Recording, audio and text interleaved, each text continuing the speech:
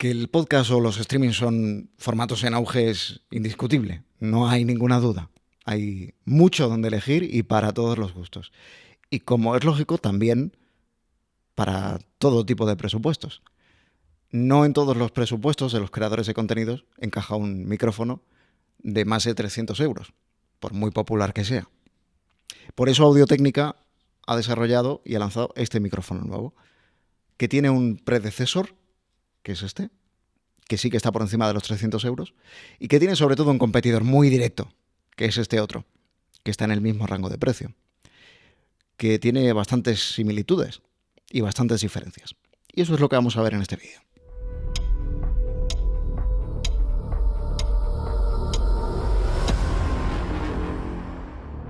¿Qué tal? Bienvenidas, bienvenidos a un nuevo vídeo en este canal con más recursos, con más contenidos sobre micrófonos, interfaces de sonido, auriculares y otros dispositivos y programas enfocados sobre todo al podcasting, pero cada vez más también aplicables a ese otro formato que está tan en auge, que son los directos en formato de vídeo a través de plataformas de streaming.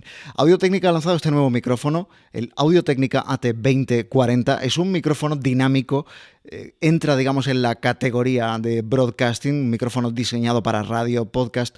No es un micrófono diseñado, desarrollado, lanzado para sustituir a otros micrófonos más profesionales en un estudio de radio, aunque la aplicación no está mal y yo lo he estado utilizando durante algunas semanas gracias a que Audio-Técnica Iberia me lo ha facilitado durante unas semanas para probarlo, para poder hacer este vídeo también. Pero está sobre todo pensado para el streaming.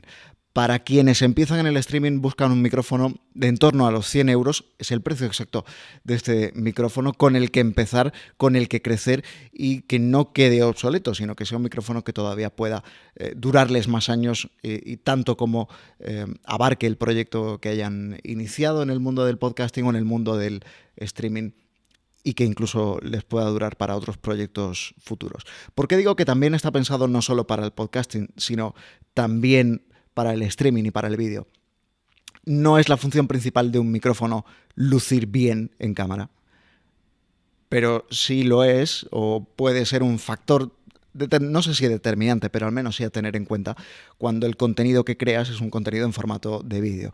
Aquí el diseño sí que juega un papel importante. Creo que se busca un diseño que está más o menos en línea con lo que se suele ver en streamings en internet de todo tipo de contenido. Un micrófono totalmente negro que pasa un poco más desapercibido si, por ejemplo, llevas algo oscuro y es menos llamativo en imagen. Por eso creo que el factor vídeo es interesante para este Audio-Técnica AT2040. Antes de seguir desgranando las características y de compararlo con otros micrófonos, vamos a ver qué es lo que viene en la caja cuando adquieres este micrófono.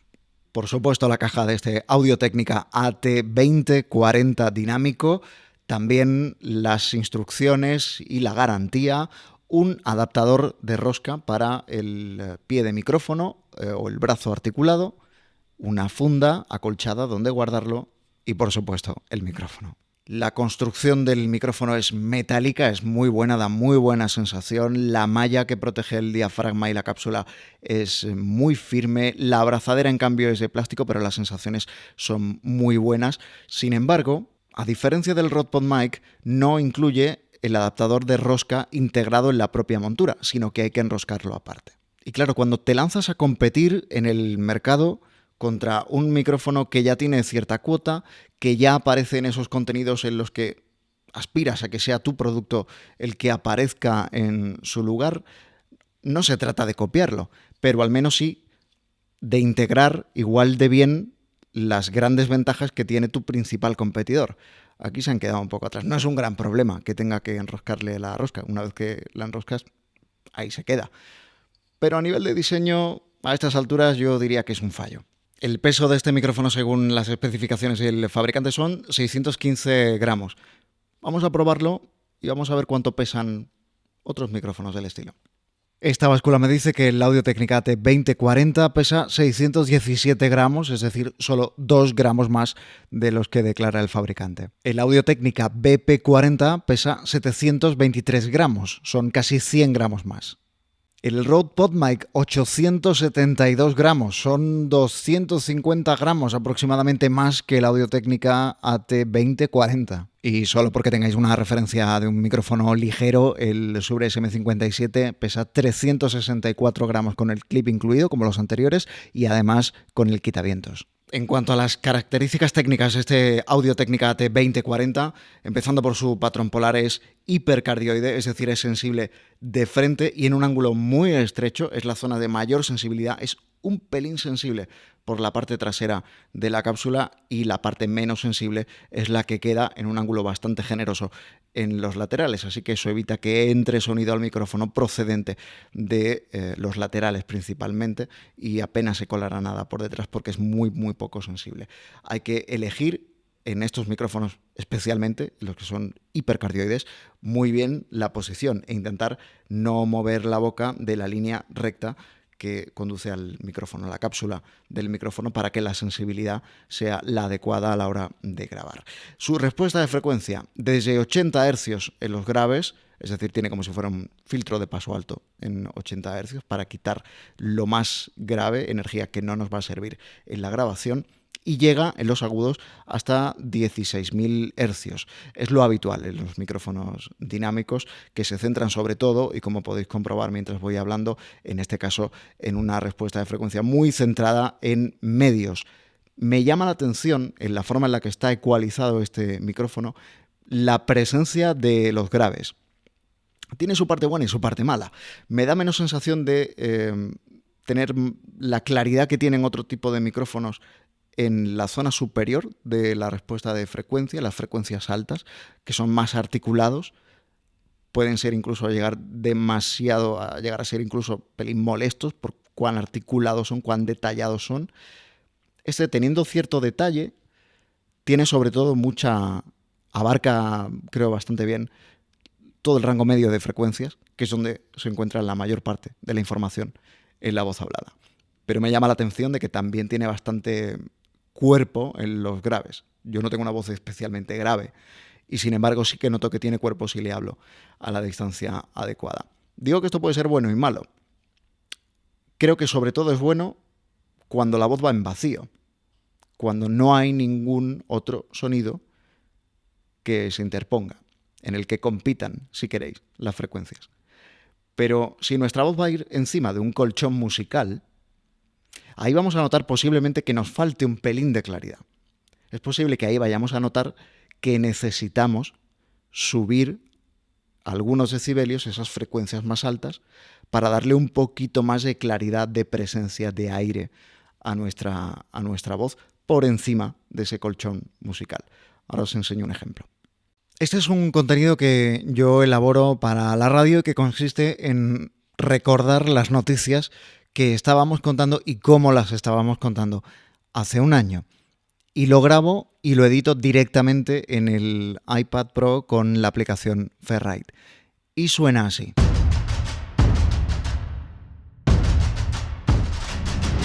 Donald Trump permanece ingresado por coronavirus. Su estado de salud mejora según los médicos, pero su jefe de gabinete informa de que no está fuera de peligro. Y que las próximas 48 horas van a ser muy importantes para... Bueno, como veis hay varias pistas. La primera es la voz en off que he grabado con el Audio-Técnica AT2040 y a la que únicamente le he aplicado compresión para subir la ganancia, make-up gain, la ganancia final definitiva, un pelín. La siguiente pista son cortes de sonido y la última es la sintonía de fondo.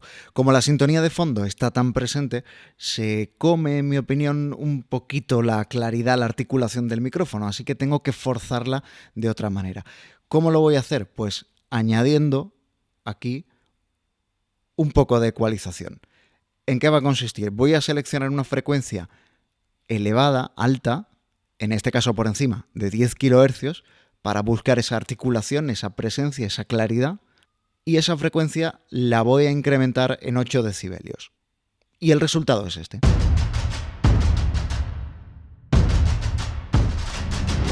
Donald Trump permanece ingresado por coronavirus. Su estado de salud mejora según los médicos, pero su jefe de gabinete informa de que no está fuera de peligro. Y que las próximas 48 horas van a ser muy importantes para saber cómo evoluciona. No es un cambio drástico, es sutil, pero como creo que deben ser los ajustes de sonido, sutiles, pero lo bastante como para que la locución gane ese poquito de claridad que pierde este micrófono cuando incorporamos una música de fondo que tenga bastante presencia. Sensibilidad. ¿Cuánta ganancia necesita este micrófono? Bueno, según las especificaciones que facilita Audio-Técnica, 53 decibelios. Una característica de los micrófonos de Audio-Técnica respecto de los micrófonos de otros fabricantes es que pueden operar con un nivel de salida, volumen de salida más saludable. Es decir, necesitan menos presión de aire para enviar la misma cantidad de señal eléctrica al previo de la interfaz de sonido. Podemos operarlo con un poquito menos de ganancia que otros micrófonos como el Shure SM57, SM58, SM7B, el Rode PodMic o el Rode Procaster, que necesitan entre 58 y 60 decibelios aproximadamente. Esos son 53, así que son entre 6 y 8 decibelios menos que esos otros micrófonos. Significa que vamos a tener más margen para trabajar con la ganancia que nos ofrezca nuestra interfaz de sonido. Yo estoy utilizando una Audient ID14 y la ganancia la tengo al 90%. No necesito llevarla al 100%. Y lo mejor de esta interfaz es que la ganancia es muy limpia. Pero en otras interfaces de menor rango y más asequibles, seguramente también podría operar este micrófono en torno al 90 y poco por ciento de la ganancia sin tener que llevarla al 100%. Es en ese último 10% de la ganancia de la interfaz de sonido donde se introduce ruido que puede ser molesto y que se puede colar en la grabación. Así que si no superamos ese umbral, este micrófono nos permite eso, no superar ese umbral en el que el micrófono introduce ruido, el previo del micrófono introduce ruido, y por tanto vamos a operar con un suelo de ruido, un nivel de ruido latente, digamos, más bajo. Bueno, os decía al principio que este Audio-Técnica AT2040 tiene un referente, un predecesor, para mí muy evidente dentro de la propia gama de micrófonos de Audio-Técnica. Es este otro, es el Audio-Técnica BP40. Es un micrófono de una gama distinta, lo vais a escuchar ya. Es un micrófono que tiene un sonido con mucho más cuerpo, con un grave mucho más definido, con las frecuencias altas también yo detecto más definición, más nitidez, más cuerpo incluso. Es un micrófono que las siglas BP son Broadcasting Professional, es decir, que ya está enfocado a una gama más profesional o un equipamiento más profesional. De hecho, este micrófono lo vais a encontrar además en estudios de podcasting, en estudios incluso de radio. Entraría a competir, por aquello de que cuesta un poco más de 300 euros, en la gama del Shure SM7B, con algunas ventajas, pero la fundamental es solo un pelín más barata, así que el precio tampoco es que sea un gran indicativo aquí. La fundamental es que, como os decía, de los micrófonos de Audio-Técnica tiene un volumen de salida más saludable, más alto, y eso nos permite operarlo con menos ganancia o no necesitando exprimir al 100% nuestra interfaz de sonido. En este caso yo estoy operando los dos micrófonos exactamente con la misma ganancia de mi Audient ID14 MK2. El 90%. No necesito llevarlo al 100%. Y el volumen es así de saludable. No necesito subirlo con nada más. Luego veremos cómo funcionan los activadores de micrófono con este y con el PodMic. Así que creo que trabajando con un nivel más saludable, un micrófono que tiene muy buen cuerpo, tiene mucha nitidez, creo que es de los que tengo de mis micrófonos, es de los 3 favoritos que puedo tener, y de los micrófonos dinámicos particularmente que he probado, sin duda me gusta incluso más que otros más caros que he podido probar o que he podido utilizar. Simplemente también es un gusto subjetivo porque depende de cómo le venga a la voz de cada uno. Tiene un interruptor que nos permite activar un high pass filter, un filtro de paso alto para quitarnos las frecuencias más graves, y luego en su construcción, en la electrónica, tiene algo interesante que es el humbucking coil, que permite que el micrófono esté más aislado respecto de posibles interferencias electromagnéticas que pueda haber, porque tengamos muchos cables conectados, porque tengamos mucha electrónica funcionando al mismo tiempo. A veces micrófonos muy sencillos, como el Shure SM57, por ejemplo, es un micrófono sencillísimo, es gran parte de su razón de ser y de fiabilidad, pero es muy sensible a cualquier interferencia electromagnética. este micrófono está muy bien protegido. No me consta que el Audio-Técnica AT2040 tenga ese tipo de protección, pero sí que es verdad que viendo las cápsulas de uno y otro son bastante parecidas, si acaso mejora la construcción del BP40. Pero os decía también al principio que este micrófono tiene sobre todo un competidor muy claro y seguramente esto es lo que más os va a interesar, porque si estáis mirando este micrófono es porque os cuadra más o menos en vuestro presupuesto, 100 euros. Este otro, el Rode PodMic, también son 100 euros. Por cierto, tenéis una reseña que hice anteriormente tanto del Rode PodMic de forma individual como comparándolo con el Rode Procaster. Así que si queréis os dejo los enlaces en la descripción y os lo dejo también aquí en un par de tarjetas en el vídeo para que podáis acceder y verlo. Estoy operando los dos micrófonos de nuevo con la misma cantidad de ganancia en mi interfaz de sonido, 90%. Y al menos para mí creo que hay un pelín menos de señal disponible.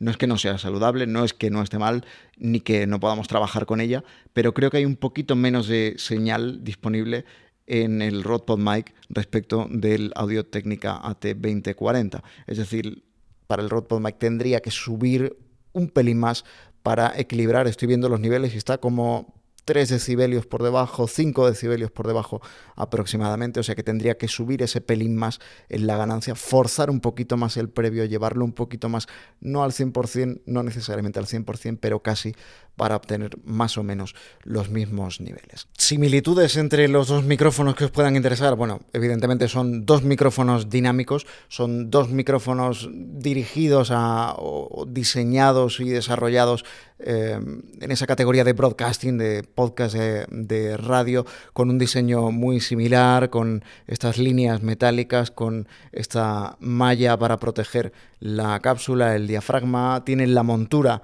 incorporada y son micrófonos que, como os decía también al principio, si es importante o es relevante que aparezcan bien en cámara, que sean atractivos a la imagen, que queden bien en pantalla, bueno, pues creo que ambos cumplen con esa función. Diferencias, ya habéis visto la del peso, es más que evidente, hay 300 gramos aproximadamente de diferencia entre uno y otro.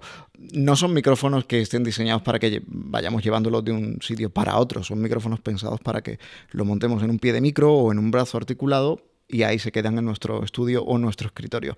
Pero sí que es verdad que hay una diferencia de peso bastante importante a tener en cuenta. Respecto de la ganancia, esto os decía que necesita 53 decibelios. El PodMic necesita 57, es decir, hay una diferencia de 4 decibelios de ganancia que vamos a tener que forzar nuestro previo comparando el AT2040 con el Rode PodMic. Hay una diferencia también interesante y es el patrón polar. Este os decía que es hipercardioide, es decir, el ángulo en el que es sensible es muy fino, el del Audio-Técnica AT2040, muy estrecho, si se quiere. En cambio, el patrón polar del Rode PodMic es cardioide. Tiene una ventaja y un inconveniente. La ventaja no va a decaer tanto si nos movemos respecto de la parte más sensible del micrófono. Esa es la ventaja. La desventaja es que es posible que se nos cuele un poquito más de ruido porque el ángulo en el que el micrófono es sensible es mayor. Si estamos en unas condiciones en las que vayamos a grabar, en las que no tengamos demasiado ruido, es una ventaja. Luego, derivado de esa diferencia de sensibilidad, también hay otra ventaja que es menos aparente a simple vista, y es que el Audio-Técnica AT2040 va a ser más sensible al eco, por ejemplo, y al ruido de fondo que el Rode PodMic. Al necesitar más ganancia, al necesitar más presión de aire, va a ser más sensible a lo que tengamos cerca del micrófono que a lo que quede muy lejos. O, por ejemplo, al eco. Si estáis en una habitación en la que no tenéis tratamiento acústico y os pueda venir sonido desde fuera de la habitación, o no esté tratada, no tengáis libros, no tengáis cortinas, no tengáis sofá, colchones, cojines que puedan amortiguar un poco el rebote del sonido y podáis tener eco o techos muy altos, como es mi caso, entonces este micrófono, este Rode PodMic, os puede venir mejor, porque va a ser un pelín menos sensible a ese ruido de fondo, a ese eco, que en determinadas circunstancias puede ser un poco más molesto. Y la última diferencia está en el espectro de frecuencia, en la respuesta de frecuencia de ambos micrófonos.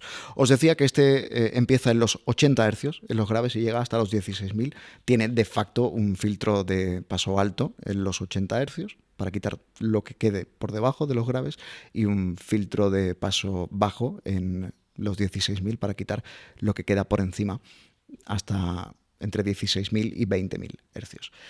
La respuesta de frecuencia, en teoría, de este micrófono, aunque yo no lo percibo tan así, pero en teoría, según el fabricante, es de 20 Hz a 20 kHz. Es decir, el rango completo de audición del oído humano. Yo no percibo que esto llegue a captar frecuencias graves de 20 Hz, ni percibo que llegue a frecuencias muy agudas de 20.000. Pero a lo mejor es porque yo ni siquiera percibo esas frecuencias. En todo caso, es un micrófono que en teoría tiene mayor rango dinámico y nos va a permitir captar ciertos matices muy poco presentes en realidad en la voz hablada en esos extremos del rango de frecuencia en graves y en agudos. Os decía que este micrófono, para mí, al menos con la interfaz de sonido que yo utilizo o con las interfaces de sonido que yo suelo utilizar, no necesita de un activador de micrófono como este que acabo de colocar. Pero quizá os pueda interesar saber cómo suena, hacer la prueba, quizá porque lo tenéis por ahí, quizá porque contempláis la posibilidad de utilizarlo. Así que he conectado un FEThead. ¿Cómo funciona un activador de sonido? Y si os interesa también podemos hacer un vídeo sobre esto. Dejádmelo abajo en la descripción. ¿Cómo funciona un activador de sonido? El activador de sonido coge la señal que le enviamos desde la interfaz activando el Phantom Power. En los micrófonos dinámicos no se activa el Phantom Power, no lo necesita la alimentación adicional. En los micrófonos de condensador sí, porque la electrónica es más compleja y necesita esa alimentación adicional. Pues el activador de micrófono lo que hace es coger esa alimentación adicional y utilizarla con la señal del micrófono, evitando que esa señal llegue a la cápsula y pueda dañar la cápsula del micrófono dinámico, el diafragma del micrófono dinámico. Eso nos va a permitir utilizar micrófonos dinámicos como si fueran micrófonos de condensador y en el rango de ganancia que necesita habitualmente un micrófono de condensador. Si antes estaba utilizando el 90% de la ganancia disponible en mi interfaz de sonido conectando directamente al micrófono, ahora conectando el FEThead en esta línea, digamos, de sonido, solo necesito utilizar el 50% de la ganancia disponible en mi interfaz de sonido. Mi interfaz de sonido ofrece suficiente ganancia y suficientemente limpia para operarlo para operar este Audio-Technica AT2040 sin necesidad de tener que añadir este dispositivo. Pero habrá posiblemente interfaces de sonido menos potentes que no sean capaces de aportar tanta ganancia y sobre todo tanta ganancia limpia, que es un poco la característica particular de las Audient y que ha mejorado incluso en esta segunda iteración, las MK2, respecto de la primera versión. Pero por si os interesa, así es como suena el Audio-Technica AT2040 utilizando un activador de micrófono, el FEThead, con la ganancia al 50% de la interfaz de sonido y el Phantom Power activado. Bueno, en la descripción tenéis todos los enlaces de todos los dispositivos, interfaces, activadores, micrófonos que hemos ido viendo durante esta reseña, tanto los del distribuidor Audio-Technica Iberia, que me facilita este micrófono para que pueda hacer esta reseña, como mis enlaces de afiliado, así que os lo agradeceré enormemente. Creo que más o menos hemos cubierto todo lo que nos interesaba, el ver el porqué de este micrófono, dónde encaja, cuáles son sus fortalezas y sus debilidades. Insisto, creo que es un micrófono especialmente interesante en ese rango, en ese umbral, si queréis, de los 100 euros para iniciarse ya con cierta solvencia en el podcasting, sobre todo, para mi gusto, en voz en vacío, más que cuando hay que añadir otros ingredientes a la mezcla final, o al menos cuando esos otros ingredientes tienen bastante presencia. no va a pasar nada porque haya un efecto de sonido que suene eventualmente al tiempo al que vamos hablando, o una música de colchón que vaya muy, muy, muy, muy debajo. Pero sí que es verdad que sí compite al mismo nivel o a niveles semejantes con otras frecuencias y otros contenidos de sonido, efectos y música principalmente, pues sí que se puede ver un poco ensuciado, y que quizá ahí encontréis otras mejores opciones. Desde luego el BP40 es una opción mejor, más profesional, pero como os decía, ya en un rango muy superior. Creo que es un micrófono muy interesante por todo eso, porque creo que además enriquece un abanico de oferta de micrófonos en una oferta cada vez más amplia, creciente, y eso es síntoma de que el podcasting y el streaming crece, llega a nuevos públicos, llega a nuevos creadores de contenido que necesitan también equiparse, con lo cual eso siempre va a ser una buena noticia. Si me he dejado algo en el tintero, os invito a que me lo digáis en los comentarios, y podemos verlo más adelante, si podemos hacer alguna otra cosa. Cualquier duda, cualquier sugerencia que tengáis, os invito también a que me escribáis debajo. Muchas gracias por llegar hasta aquí y hasta el próximo vídeo.